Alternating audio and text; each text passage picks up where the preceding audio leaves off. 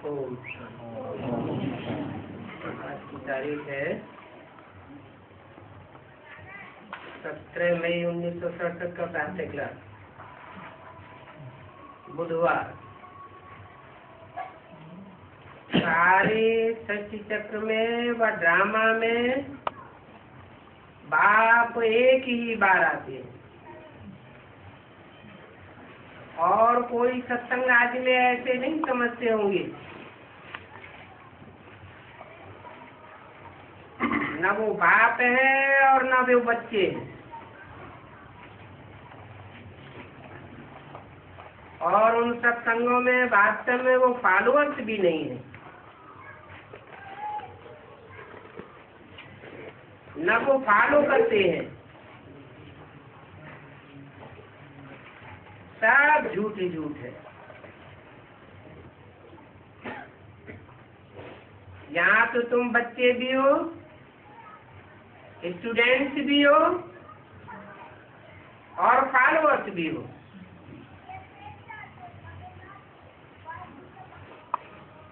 बच्चे इसलिए हो कि माता पिता के बच्चे हो, स्टूडेंट इसलिए हो कि क्लास करते हो, टीचर से पढ़ाई पढ़ते हो, रेगुलर और पंक्चुअल बनते हो, और फॉलोअर्स भी हो।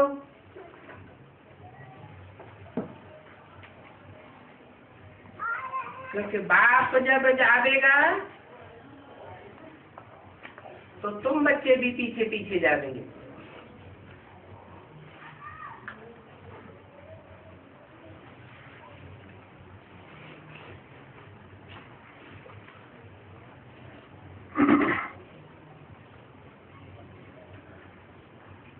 बच्चों को साथ में ले जाएंगे,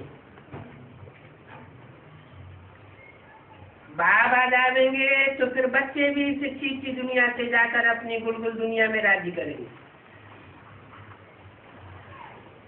ये बातें तुम बच्चों की बुद्धि में बैठ जानी चाहिए।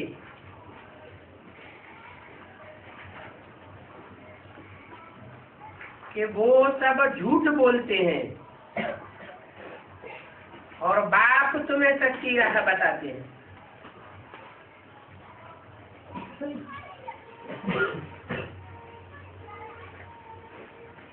अंदर में रहने वाली जो आत्मा है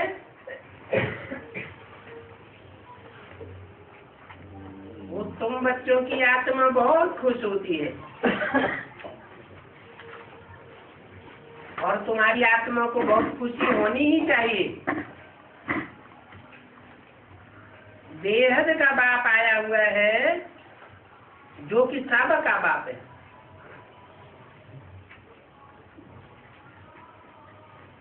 उन धर्मों के फॉलोअर्स ये नहीं कहेंगे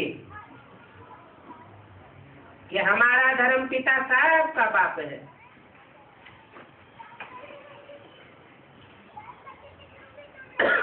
क्राइस्ट के 100-150 करोड़ से ऊपर से भी ज्यादा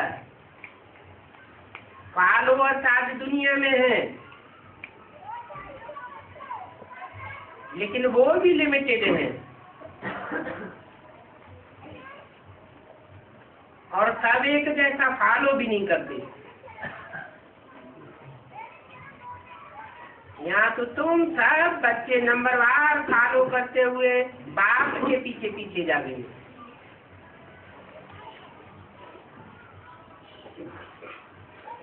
तो ये सबका बाप है और ये समझ भी सिर्फ तुम बच्चों को है। बाकी सारी दुनिया में बेसमझ ही बेसमझ है।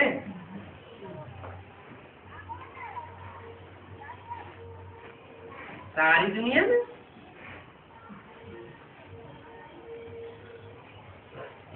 चलो इब्राहिम, बुद्ध, क्राइस्ट, गुरु नानक के फॉलोअर्स तो बेसमझ हुए,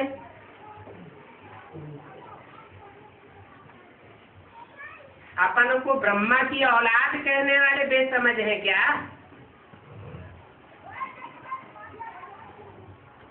वो बच्चे नहीं हैं,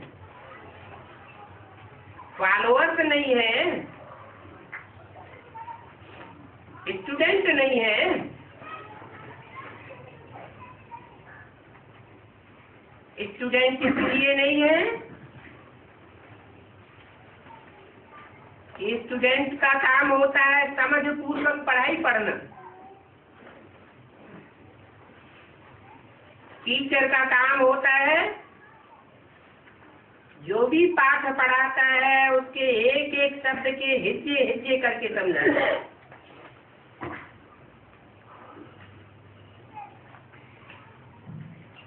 तो ब्रह्मा के द्वारा वाणी तो चलाई गई, लेकिन जो भी वाणी चलाई गई उस वाणी में जो क्रॉस करने वाले वाक्य आए उनकी समझ उनको खुद भी नहीं थी और सामने बैठे बच्चों को भी नहीं थी। अभी भी ऐसे ही वहां चल रहा है। जैसे बोला ये लक्ष्मी नारायण तो बुद्धू है, फिर बोला ये लक्ष्मी नारायण तो समझदार है। दोनों ही वाक्य एक दूसरे को क्रॉस करने वाले हैं। फिर न वहां समझाने वाला और न वहां समझने वाले स्टूडेंट। आज भी वहां ऐसे स्टूडेंट्स बैठे हुए हैं और यहाँ तो तुम पक्के पक्के स्टूडेंट हो। तुमको फ्री किया जाता है कि तुम टीचर के क्लास में ही पूछ सकते हो।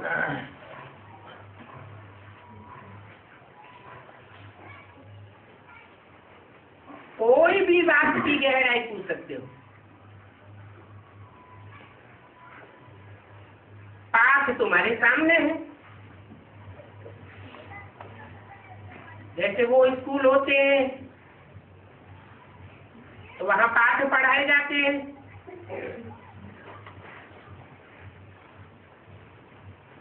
पोएट्री पढ़ाई जाती है, प्रोज पढ़ाई जाती है। टीचर उसका अर्थ बैठ समझाता है।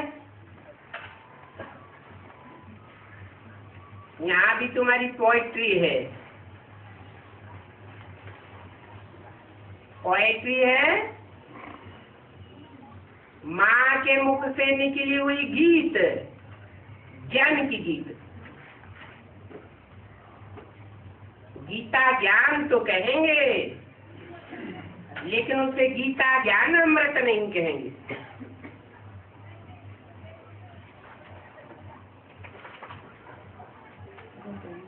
देवताएं अमृत पीकर देवता बने, अमर बने,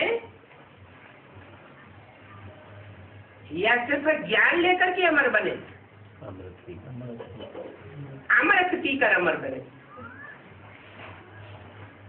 अमृत तो मंथन से निकलता है। सिर्फ सुन लिया, सिर्फ सुनाई दिया, एक एक वाक्य का मंथन कुछ भी नहीं किया तो अमृत नहीं कहेंगे। बाप तो तुमको अमृत रस देते हैं, जिससे तुम अमरनाथ बाप के अमर बच्चे बन जाते हो।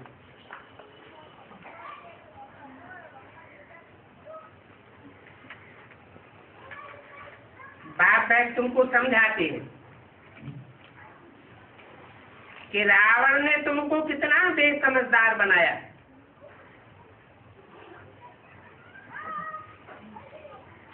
और बाप आकर के समझदार बनाते हैं। कितने का कोई जवाब है? कितना बेसमझ बनाया।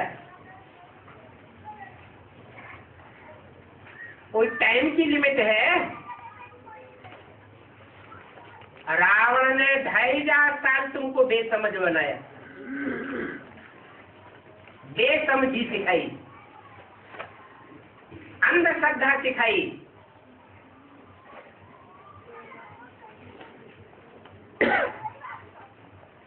इब्राहिम ने अंधश्रद्धा सिखाई, उनके फॉलोअर्स ने सिखाई, बुद्ध ने सिखाई, उनके फॉलोअर्स ने सिखाई, क्राइस्ट ने सिखाई, उनके फॉलोअर्स ने सिखाई।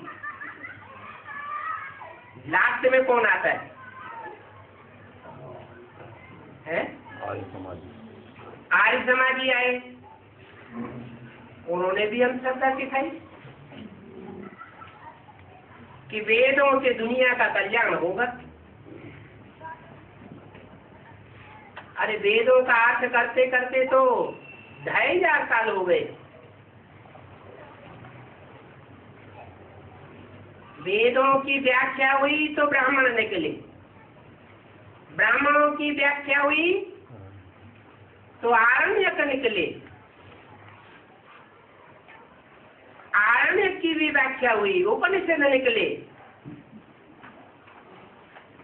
उपनिषदों की व्याख्या हुई, पुराण निकले। व्याख्या के ऊपर व्याख्या होती गई। जैसे एक ही गीता की 108 टीकाएं कर दी गई। सत्यखंड फिर भी स्थापन नहीं हुआ, और ये दुनिया क्या बनती गई?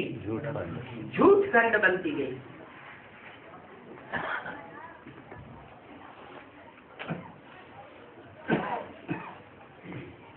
तो आर्य समाजियों ने भी अंधश्रद्धा सिखाई। उसके बाद नास्तिक तो कुछ पढ़ाई पढ़ाते भी नहीं, वो तो मानते भी नहीं है कि आत्मा क्या होती, परमात्मा क्या होता, स्वर्ग क्या होता, नरक क्या होता। न वो पढ़ते हैं और न वो पढ़ाते हैं। उसके बाद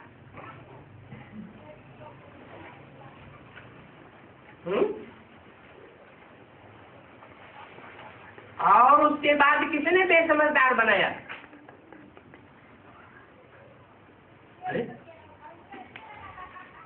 कोई नहीं बनाया है।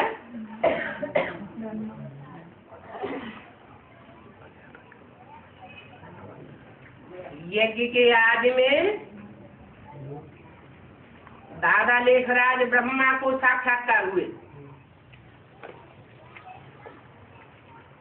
चारों ओर भटकते रहे, साक्षात्कारों का क्लैरिफिकेशन नहीं मिला। गुरु के पास भटके, वाराणसी में विद्वान आचार्यों के पास भटके, अंत में बुद्धि में आया कि हमारी दुकान में जो काम करने वाला था मैनेजर, वो बहुत होशियार था, और उससे उनको समाधान मिल गया।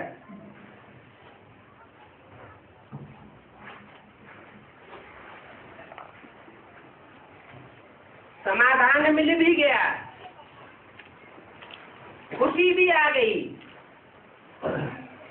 लेकिन बुद्धि में ये नहीं बैठा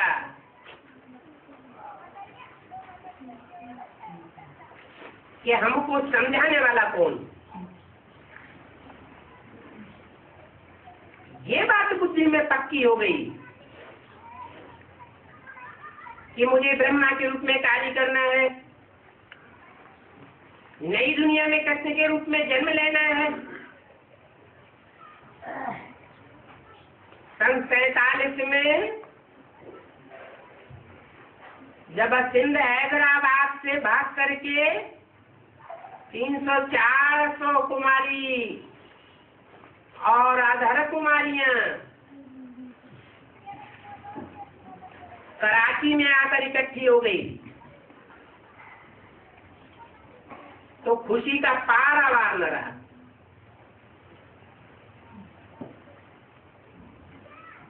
ओम मंडली का नाम बदल करके क्या हो गया? ब्रह्मा कुमारी ईश्वरी विश्वविद्यालय हो गया। प्रजापिता का तो नाम ही नहीं।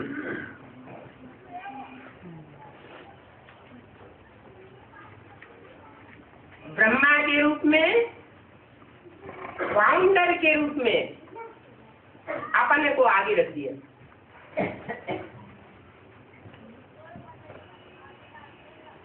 ये भी बताया कि ब्रह्मा ही अगले नए जन्म में जाकर के कृष्ण बनता है। बुद्धि में अच्छी तरह बैठ गया।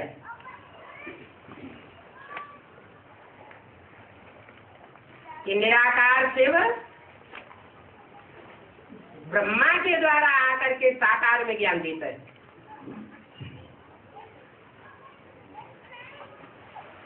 गीता ज्ञानदाता साकार में इस दुनिया में और कोई नहीं हो सकता सिवाय कृष्ण ऊपर ब्रह्मा की सूल के।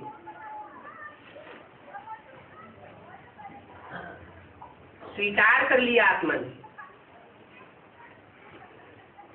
गीता ज्ञानदाता साकार में कृष्ण उर्फ ब्रह्मा ही है, दूसरा कोई नहीं हो सकता।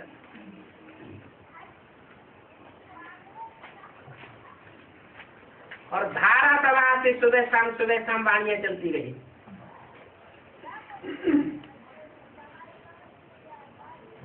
जैसे बेसिक नॉलेज के बच्चे होते हैं, उनके सामने कबीरदास की, सूरदास की, तुलसीदास की चौपाइयां, कवित्त, दोहे पढ़ने के लिए रख दिए जाते हैं। वो पढ़ते हैं, रखते हैं, सुनते हैं, सुनाते हैं,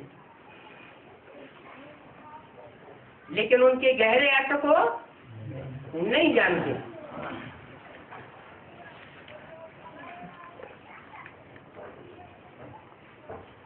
इसी तरह ब्राह्मणों की दुनिया में इब्राहिम, बुद्ध, क्राइस्ट, गुरु नानक की ही तरह एक और बेसमझी का पारावार ऊंचा चढ़ गया। इतना ऊंचा चढ़ा कि हर धर्म की मनुष्य आत्माओं ने उस बेसिक नॉलेज के सामने अपनी माथे को झुका दिया।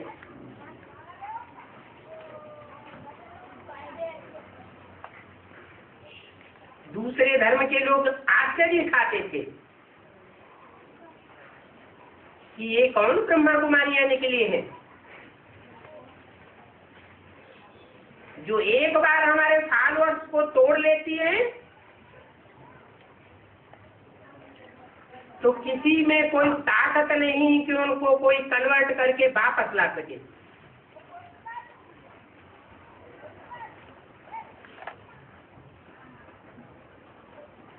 लोगों ने समझा बड़ी समझदारी,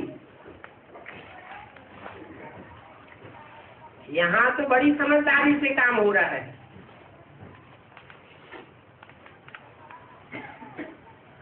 लेकिन बाबा ने तो बता दिया हमारी वाणी में, सबसे बड़ी से बड़ी बेसमझी कौन सी है? सबसे बड़ी से बड़ी भूल कौन सी है? जिस भूल से भारत स्वर्ग से नरक बन गया। बड़ी सी बड़ी भूल है गीता का भगवान निराकार शिव शंकर भोलेनाथ की जगह कृष्ण और दादा लेकर आज ब्रह्मा का नाम डाल दिया गया। और ये बेसमझी अभी तक भी काबिज है, क्योंकि जहां से इस बेसमझी की शूटिंग की शुरुआत होती है वहीं से ही इस बेसमझी की इतिश्री होनी चाहिए।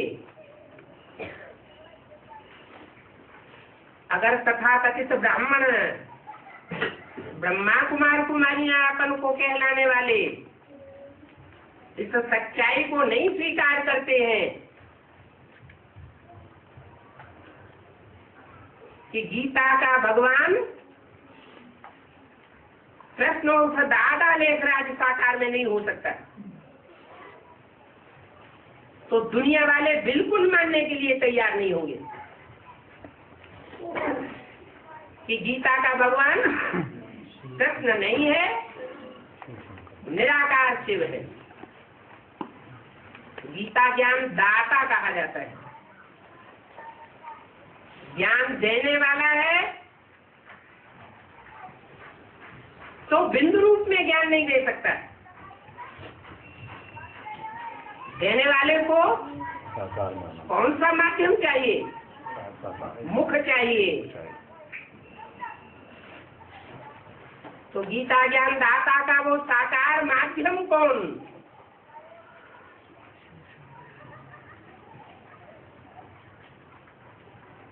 जैसे साकार दुनिया में हद की सृष्टि रची जाती है, तो सृष्टिकर्ता बाप माँ को साथ लेकर के गुप्त में बीजारोपण करता है।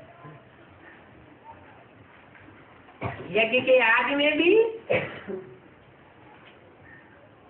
मनुष्य सृष्टि के बेहद के बाप ने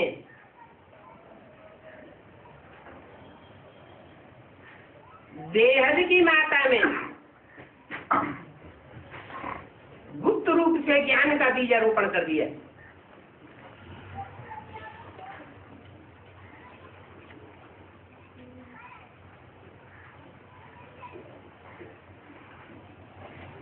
बीजारोपण तो हुआ,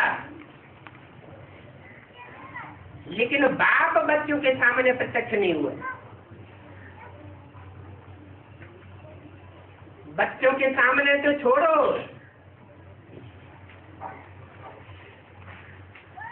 जो यज्ञ की प्रधान माताएं थी वो भी नहीं पहचान सकी,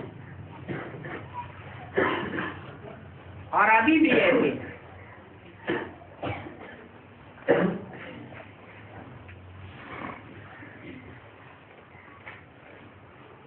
तुम मुट्ठी भर बच्चे निकलते हो, बुद्धिमान बाप के बुद्धिमान बच्चे हो,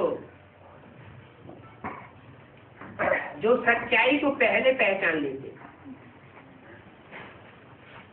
पहले ग्रहण कर लेते। लेकिन जैसे पांडवों का गायन है, 5 पांडव थे, सारी दुनिया विरोधी थी, और 5 पांडव भगवान को प्रमोट करने वाले थे, जो प्रैक्टिकल में संसार में आया हुआ था। ऐसे ही अभी भी वही हालत है। ये बेहद की बेसमझी किसने सिखाई?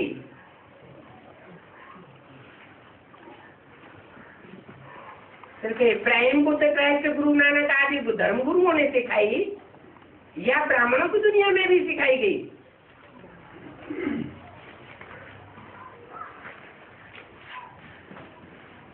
बड़े से बड़ा धर्म गुरु कौन साबित होता है? ब्रह्मा। देहधारी धर्म गुरुओं में बड़े से बड़ा गुरु कौन? ब्रह्मा। मुरली में तो प्रश्न किया है, रावण कौन? तो जवाब भी दिया है, जरूर कहेंगे ये गुरु लोग। गुरुओं में बड़े बड़े गुरुओं का नाम क्या हुआ?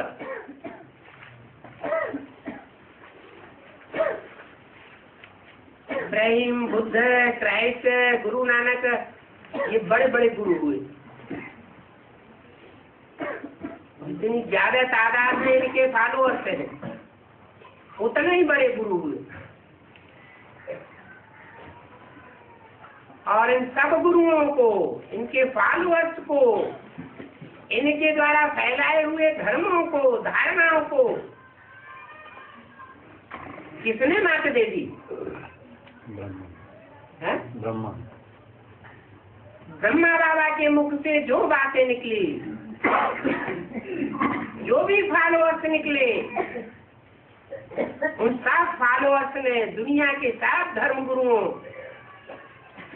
सब धर्म के फॉलोअर्स को पठार खिला दी।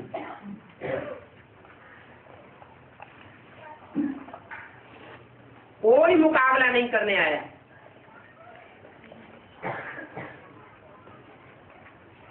तो गुरुओं के बीच में बड़े से बड़ा गुरु कौन साबित हुआ? ब्रह्मा बाबा, देहधारी गुरु। ब्रह्मा बाबा।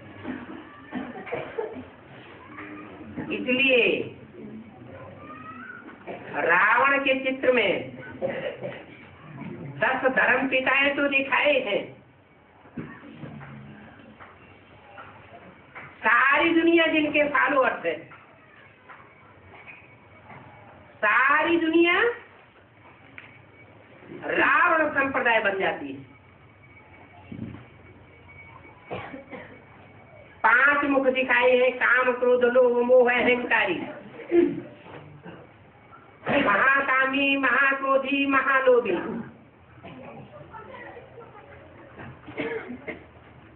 कामी इस्लामी, क्रोधी क्रिश्चियन, लोभी मुस्लिम, मार्क्स दयानंद मोही और अहंकारी रशियन और उनके फॉलोअर।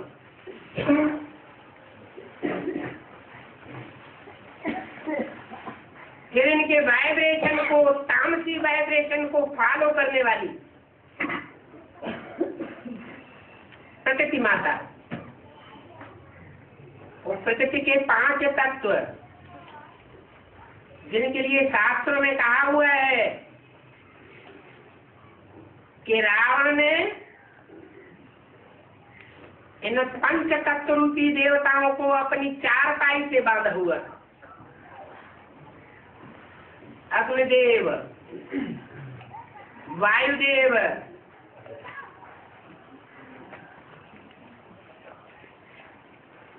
आज भी देखने में आता है। वैज्ञानिकों ने ऐसी चीज बना दी है, एक उंगली का इशारा करेंगे, बटन दबावेंगे, सारी दुनिया भस्म हो सकती है। ऐसे ऐसे आग के बम बनाए हुए। माना प्रकृति के 5 तत्व, पृथ्वी माता, जल देवता, वायु देवता, अग्नि देवता, ये सब रावण की जंजीरों में फंसे हुए हैं।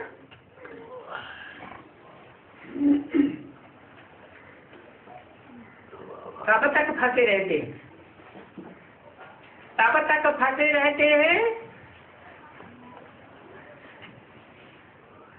जब तक कि बाप बाप के रूप में प्रत्यक्ष नहीं होता। भले गाते हैं त्वमेव माता च पिता त्वमेव, पहले माता के रूप में आता है, नाम दिया जाता है ब्रह्मा, बड़ी माँ। लेकिन गलती से छोटे छोटे बच्चे, अबोध बच्चे माँ को ही सब कुछ समझ लेते हैं। उनकी बुद्धि में ये नहीं बैठता कि माँ से भी ऊंची पावर कोई और है। जब वो बच्चे समझदार बनते हैं तो उनकी बुद्धि में बैठता है कि माँ तो फिर भी रचना है, रचयिता तो बाप है। ऐसे बच्चे उस बाप को बाप के रूप में प्रत्यक्ष करते हैं। तथाकथित ब्राह्मणों के बीच में जो बाप बाप बन करके भी आता है, सुख शांति का वर्षा लेकर के आता है। एक हाथ में कहता है ये रही सुख और ये शांति, सुखधाम का वर्षा और शांति धाम का वर्षा,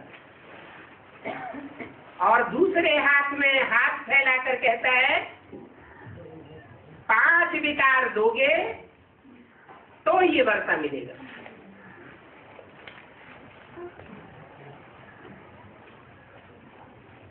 बच्चों की भी समझ में आता है,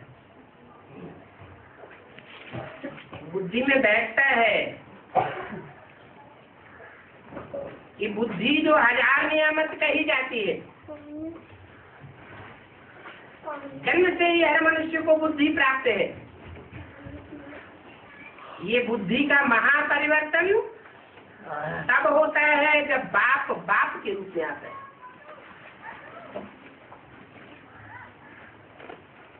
जीते जी बच्चों को समझाता है कि तुम्हें अब जीते जी मरना है देह भान से।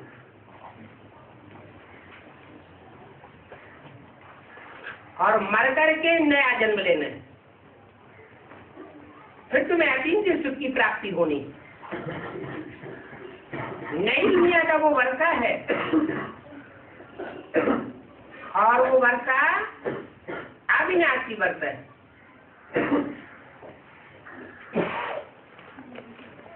वर्षा बाप मरने के बाद नहीं देता, जीते जी ये वर्षा मिलना है। शरीर रहते आत्मा शरीर के अंदर विराजमान रहे और सुख का अनुभव करे, दुख का अनुभव न करे। ऐसी ज्ञान की पराकाष्ठा हो, ऐसी योग की पराकाष्ठा हो, सुख और शांति दोनों का अनुभव। ये है जीवन में रहते हुए जीवन मुक्ति, दुखों से मुक्ति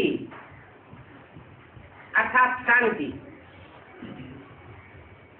ये वर्षा बाप आकर के देते हैं। नंबरवार बच्चों को अपने अपने पुरुषार्थ अनुसार ये वर्षा प्राप्त होता रहता है।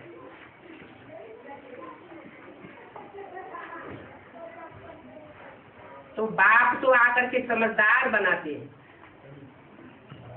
और जो भी मनुष्य धर्म गुरु है वो सब बेसमझी सिखाते हैं।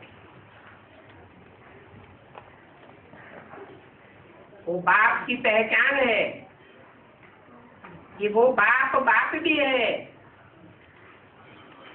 ज्ञान गर्भ का बीजारोपण करने वाला बाप, और अंत में जब बाप के रूप में प्रत्यक्ष होता है तो सुख और शांति रूपी मुक्ति, जीवन मुक्ति का वर्षा देने वाला बाप। वो टीचर भी है। एक ही शरीर से बाप, एक ही शरीर से क्लैरिफिकेशन देने वाला टीचर काहे का क्लैरिफिकेशन देता है।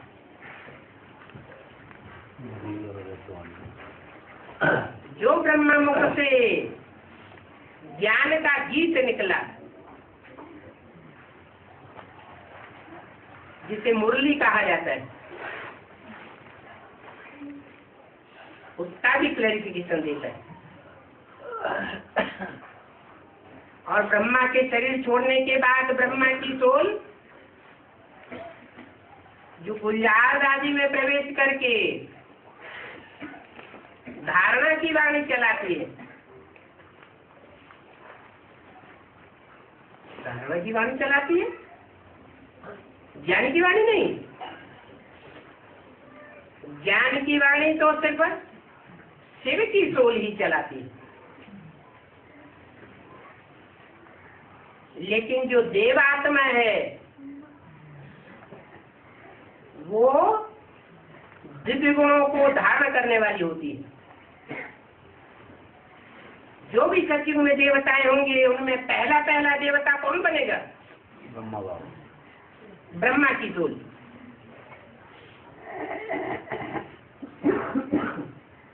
बल वो देवताएं बुद्धू कहे जाएंगे ज्ञान के हिसाब से, लेकिन जीवन की धारणा जितनी उनमें होती है उतनी धारणा और कोई मनुष्य मात्र में धर्मगुरु में नहीं हो सकती। इसलिए उन देवताओं का जो पहला पत्ता है वो धारणा की वाणी चलाता है।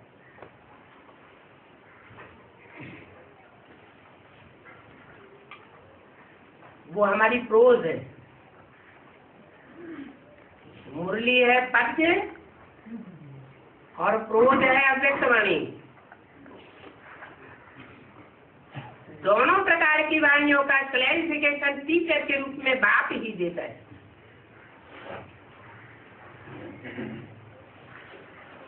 और तीसरा रूप है सदगुरु का। सदगुरु अर्थात सदगति करने वाला। पहले आत्मा की सदगति करेगा, मन बुद्धि रूपी आत्मा कही जाती है, या पहले शरीर की सदगति करेगा? आत्मा। पहले आत्मा की सदगति करता है। आत्मा सोचने, समझने, मनन चिंतन मंथन करने योग्य बनती है।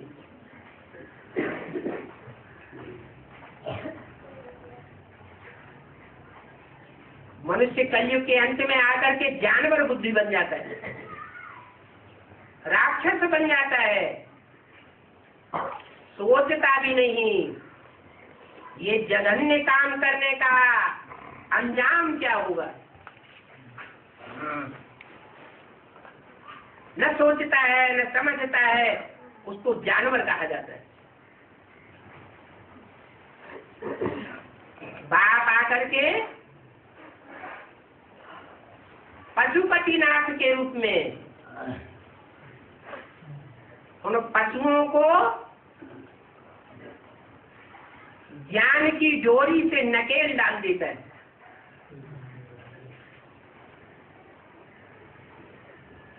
और वो बाप के बंधन में आ जाती है।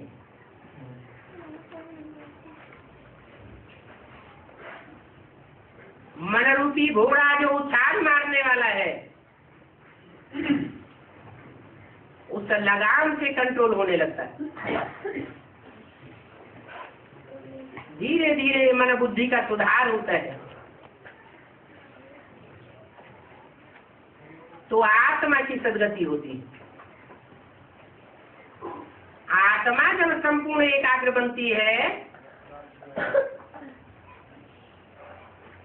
तब शुरुआत होती है शरीर के 5 तत्वों की निरोगी बनने की।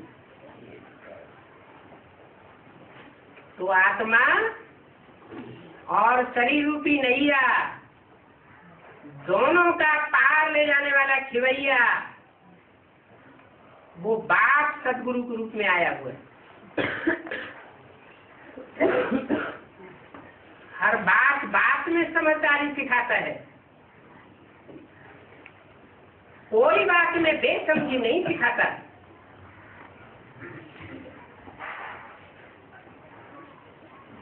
तो दुनिया के जो भी धर्मगुरु हैं, बड़े बड़े धर्मगुरु, बड़े बड़े धर्म नेताएं, राज्य नेताएं, वो पहले पहले नहीं टकराते। कौन पहले टकराते हैं?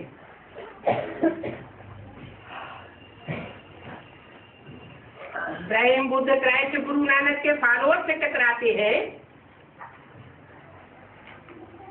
या ब्राह्मणों की दुनिया के जो ब्रह्मा कुमार कुमारी है वो टकराते हैं? ब्रह्मा कुमार। इसलिए मुरली में बोला है सत्य जब निकलता है तो झूठों को मिर्ची लगती है।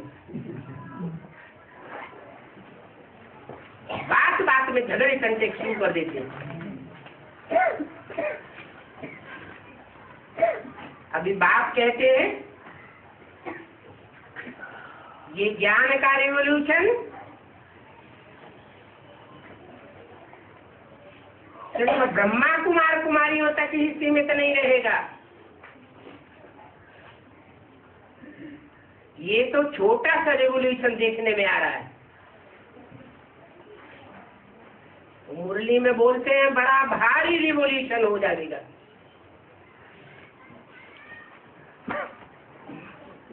हिंदू, मुसलमान, सिख, ईसाई सब आपस में ज्ञान की बातों को लेकर के लड़ मरेंगे।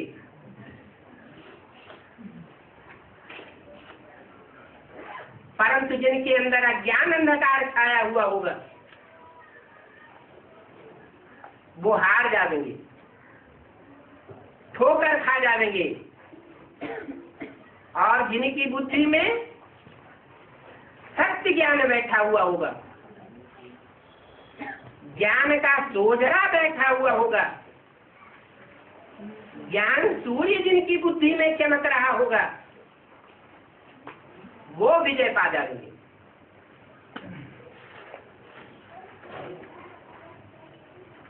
क्योंकि भगवान आकर के बेसमझी का ज्ञान नहीं देते हैं, वो तो आकर के तुम बच्चों को समझदार बनाते हैं, उन बच्चों को समझदार नहीं बनाते।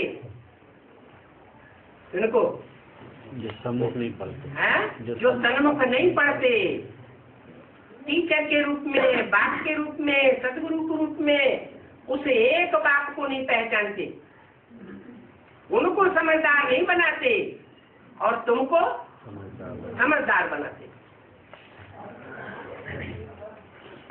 सारे विश्व पर राज्य करने लायक तुम इतने समझदार बनते हो।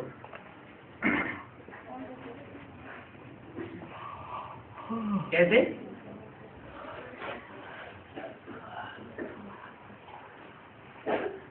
सारे विश्व पर कैसे राज्य करते हो? योग बल। पहले तो है ज्ञान बल। तुम 4.5 लाख सितारे, जिनमें 4.5 लाख सितारे रूपी आत्मा प्रवेश होकर के टोटल 9 लाख सितारे सारी दुनिया में हर धर्म संप्रदाय में ज्ञान की चमक मारेंगे। हर धर्म की आत्मा उस ज्ञान के सामने झुकेगी।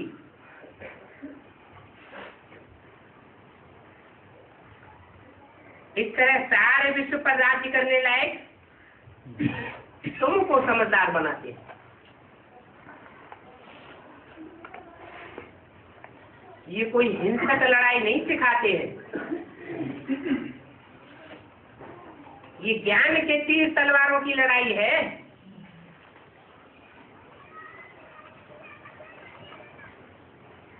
ये स्टूडेंट लाइफ भी 5000 वर्ष में सिर्फ एक बार होती है, बार बार नहीं होती है। जबकि भगवान आकर के पढ़ाते। कैसी स्टूडेंट लाइफ? ऐसी स्टूडेंट लाइफ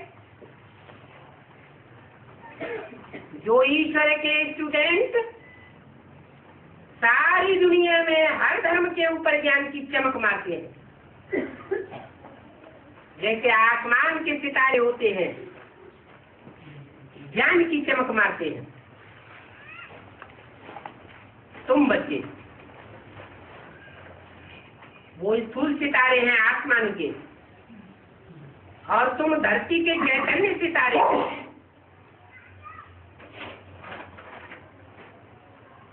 भगवान आकर के तुमको पढ़ा रहे हैं। तुम्हारी बुद्धि में ये बात है कि भगवान हमको पढ़ाते हैं,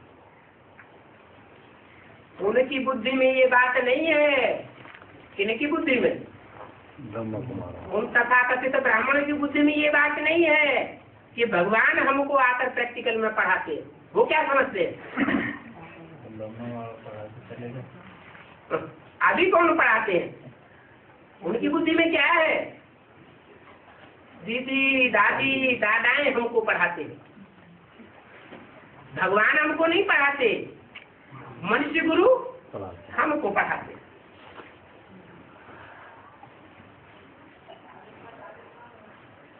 जो अपने सारे दिन धंधे धोरी आदि में ही फंसे रहते, उनको कभी बुद्धि में ये आ नहीं सकता कि भगवान हमको पढ़ाते। कौन सा धंधा धोरी है? पढ़ाने वाले तो पैसे कमाने की धंधा धोरी में लगे रहते। जैसे भक्ति मार्ग में कथावाचक ब्राह्मण होते हैं,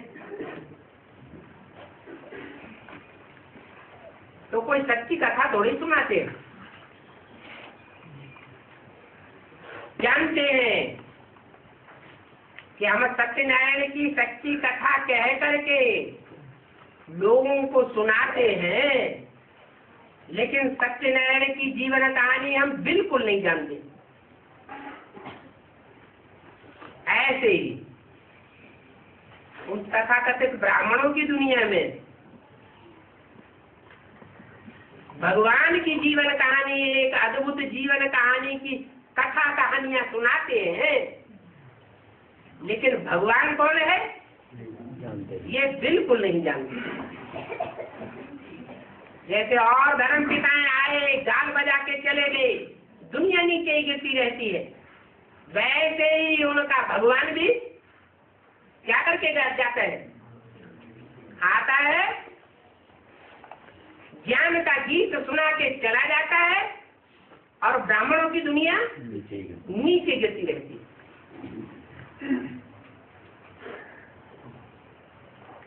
अभी तो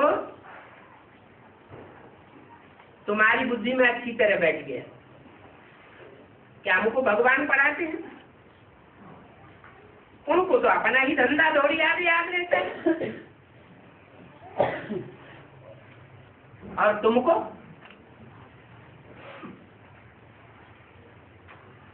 तुम्हारे में भी बाप के सच्चे स्टूडेंट वो हैं, बल कारखाने में काम करने जाते हैं, खेती करते हैं, पढ़ाई पढ़ने जाते हैं, लेकिन बुद्धि में क्या चलता है?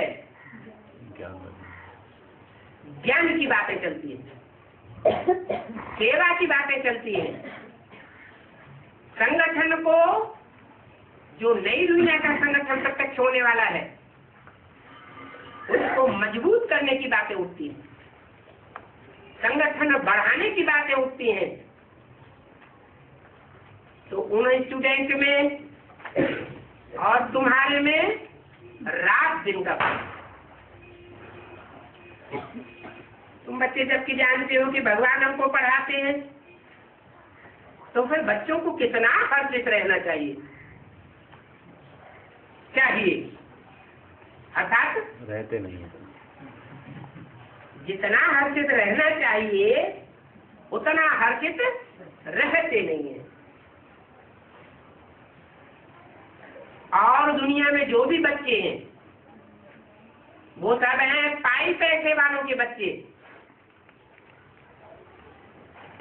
मिट्टी में मिल जाने वालों की औलाद है। क्या वो किसकी औलाद है? उनकी औलाद है जो सब मिट्टी में मिल जाएंगे। यहाँ तो तुम बच्चों को बहुत खुशी होनी चाहिए। हम हैं हीरो पाठधारी के बच्चे।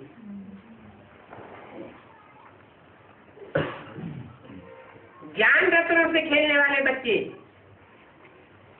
अमरनाथ के अमर बच्चे।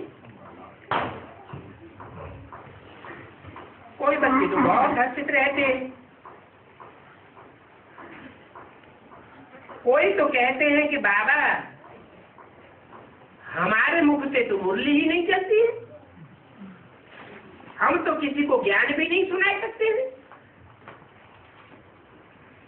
इतना सुनते हैं बुद्धि में ठहरता नहीं है। ये भी होता है। क्यों होता है?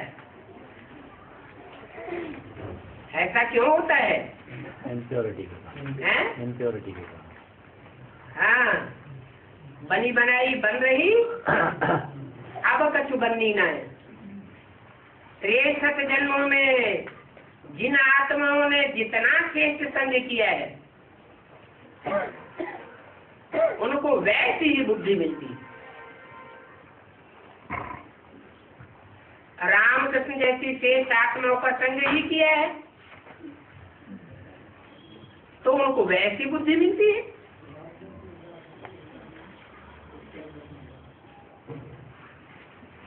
बात कहते हैं ये ज्ञान तो बहुत सहज है, ये मुरली कोई बहुत थोड़ी है।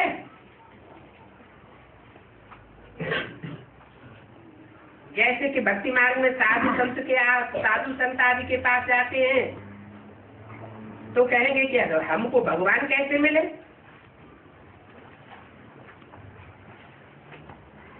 परंतु वो तो कुछ भी जानते नहीं।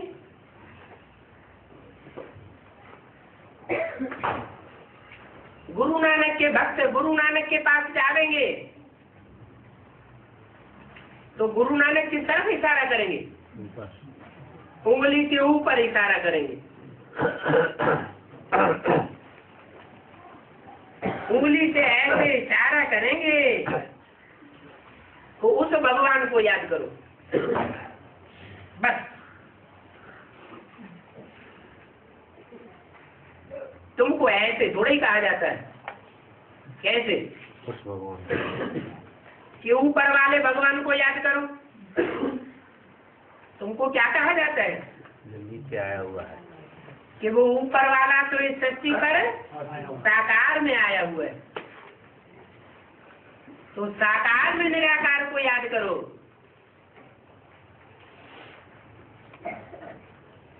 जो उस साकार को नहीं पहचान पाते,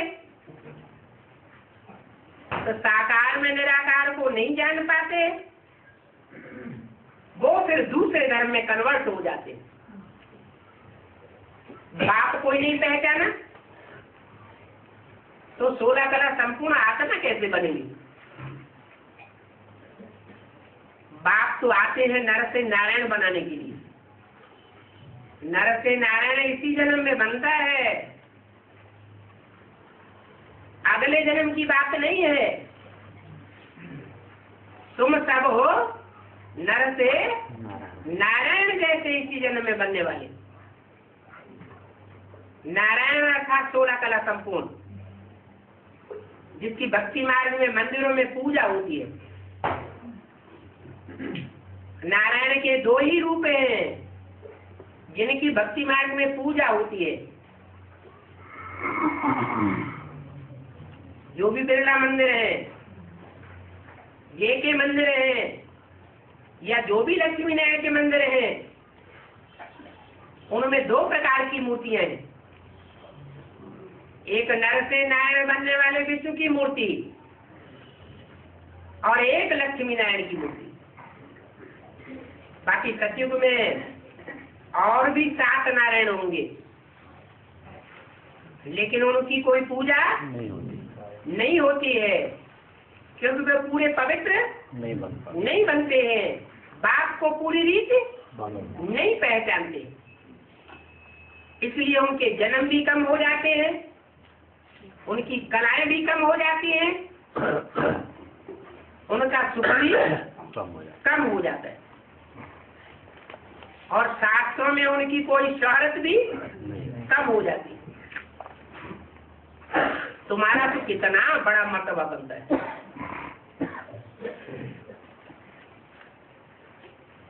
तो कहेंगे ये ड्रामा ही ऐसा बना हुआ है। कैसा बना हुआ है?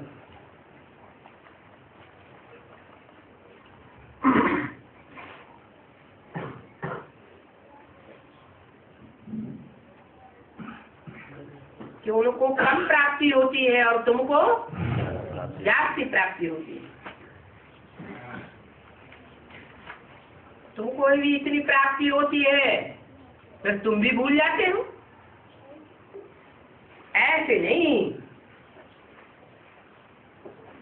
कि तुम्हारे में भी सब बाप और रचना को जानने वाले बैठे हुए। कई कई की तो चलन ऐसी है जो कि बात मत पूछो।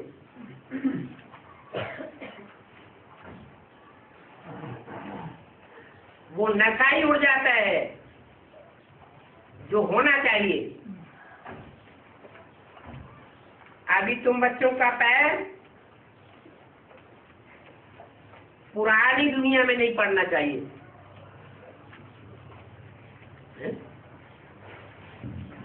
क्या देवता बन गए?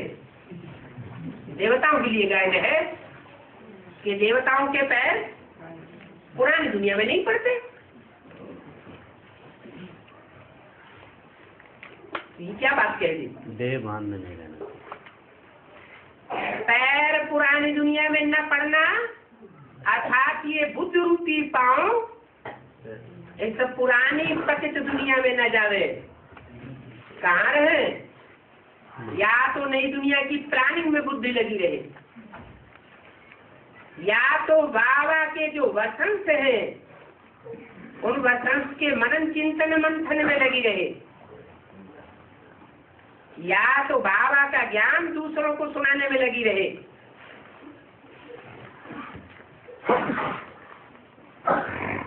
या तो बीज रूप स्टेज जो परमधामी स्टेज है उस स्टेज में बिंदु प्रयाग में निराकारी स्टेज में आत्मा अपने शरीर में प्रकृति के बीच में टिकी रहे तो कहेंगे कि पांव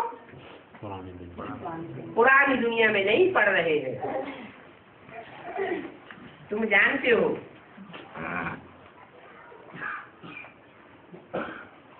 कि अब हमारा पांव ये तो पुरानी दुनिया से उठ गया है। ये दुनिया विषय सागर है। विषय सागर से हमारा लंगर उठ गया है। अब हम क्षीर सागर में जाने वाले हैं। जाने वाले क्यों? गए नहीं हैं? क्षीर सागर में जाने वाले हैं माना विषय सागर में है लेकिन लंगर उठ गया है, जहाज चल पड़ा है। विषय वैतरणी नदी कहो, विषय सागर कहो, यहाँ से बुद्धियोग उठ गया है। अभी हम जा रहे हैं। बाप हमको कहाँ ले जाएंगे? वो भी हमारी बुद्धि में। पहले कहाँ ले जाएंगे? शांति धाम।